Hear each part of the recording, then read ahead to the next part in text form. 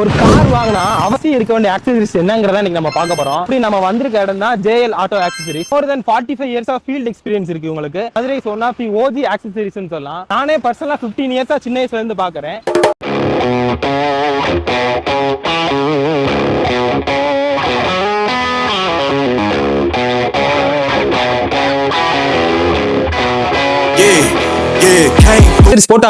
என்னன்னு கேக்குறீங்களா? ஆமாங்க friends. First leather seat cover ஏன் போடணும் அப்படின்னா, இப்ப கம்பெனில கொடுக்குற சீட் கவர் வந்து ஈஸியா அழுக்கு படியும். ரெண்டாவது ஒரு ஃபுட் ஐட்டமோ ஜூஸோ கொட்டிருச்சு அப்படின்னா அதை கிளீன் பண்றது ரொம்ப கஷ்டம்.